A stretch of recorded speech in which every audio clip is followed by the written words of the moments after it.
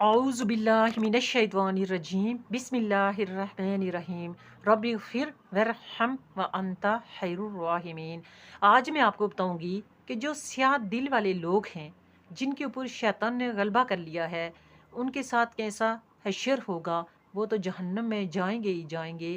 ساتھ شیطان بھی جائے گا، اور شیطان اپنے ساتھ اپنے ساتھیوں کو بھی لے کے جائے گا اور جہنم کو پورا بھر دے گا۔ تو کس وجہ سے ان لوگوں نے حضور پاک کی اطاعت کرنے سے انکار کیا، اور کیا وجہ تھی ایسی کہ جس وجہ سے انہوں نے ایسا نہیں کیا، حضور کی اطاعت نہیں کی اور اس سے انکار کیا؟ شیطان ان کا دوست بن چکا تھا۔ شیطان نے ان میں ایک اور بات پیدا کر دی تھی۔ وہ کیا بات پیدا کر دی تھی کہ جس کو حسد، بغض اور نفسانی خواہشات کہا جاتا ہے، تو ان کے دل و دماغ میں یہ بات آ گئی تھی کہ اگر ہم نے نبی پاک صلی اللہ علیہ وآلہ وسلم کو مان لیا تو ہماری یعنی بنی اسرائیل کی برتری ختم ہو جائے گی اور بنی اسماعیل کی برتری شروع ہو جائے گی،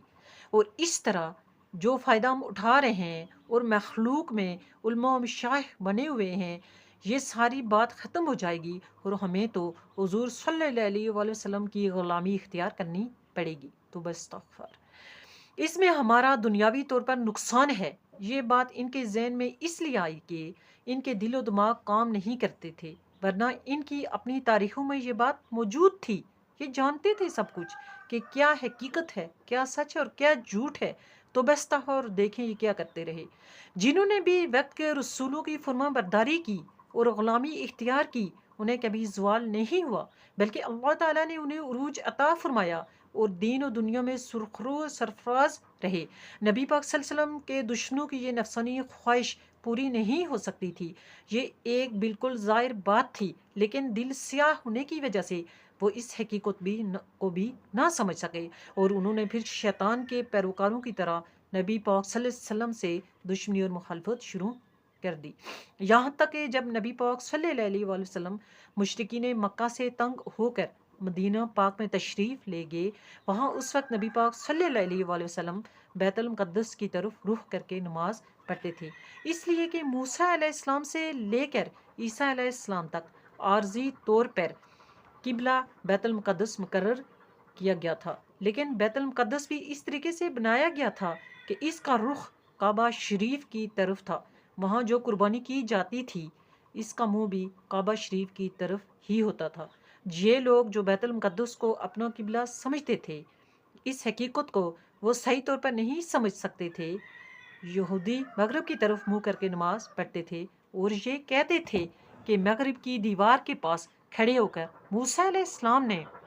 اللہ تعالیٰ سے کلام کیا تھا، اور عیسائی مشرق کی طرف منہ کر کے نماز پڑھتے تھے اور یہ کہتے تھے کہ حضرت مریم علیہ السلام یہاں بیٹھتی تھی، ہم یہاں اس طرف منہ کر کے نماز پڑھیں گے۔ گویا ان میں یہ بھی اختلاف تھا، لیکن بیت المقدس کے قبلہ ہونا اللہ تعالیٰ کی طرف سے عارضی طور پر مقرر تھا، جس میں اللہ تعالیٰ کی حکمتیں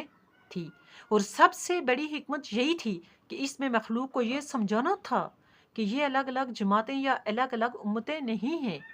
یہ سب اللہ تعالیٰ کی مخلوق ہیں، اور تمہارے پاس جو انبیاء اور رسول آئے ہیں، ان کی فرما برداری کرنا اور ان کی عزت کرنا سب پر فرض ہے۔ ان میں فرق کرنا بہت بڑا گناہ ہے، یہ بات ان کو سمجھانا تھی۔ اس لیے نبی پاک صلی اللہ علیہ وسلم نے چند مہینے بیت المقدس کی طرف منہ کر کے نمازیں پڑھی۔ ان کو سمجھانا تھا کہ میں بھی حضرت موسیٰ علیہ السلام، عیسیٰ علیہ السلام والی تعلیم لے کر آیا ہوں۔ یہ الگ تعلیم نہیں ہے، سب کا سبق اور دین ایک ہے، اور وہ اسلام ہے جو ایک ہی ہے، اور وہ ہے لا الہ الا اللہ، یعنی اللہ تعالیٰ کے بغیر کوئی معبود نہیں ہے۔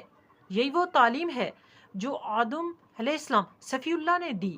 یہی تعلیم نوح علیہ السلام نجی اللہ نے دی، یہی وہ تعلیم ہے جو ابراہیم علیہ السلام خلیل اللہ نے دی، یہی وہ تعلیم ہے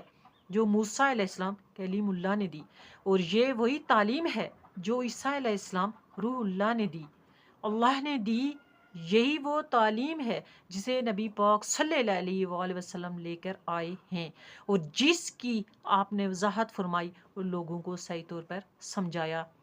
لیکن اس کی سمجھ ان لوگوں کو آئی جن کے دل نور سے منور تھے، نور نبوت سے منور تھے، اور جو حقیقت کو سمجھتے تھے، جن کے دلوں کو اللہ تعالیٰ نے روشن کیا، انہوں نے حضور کی اتباع کی، حضور کی اطاعت کی، اللہ تعالیٰ کے حکم کو مانا، حضور کے حکم کو مانا، اور وہ نیک لوگ بنے، انہوں نے اپنے آپ کو جنت کے قابل بنایا۔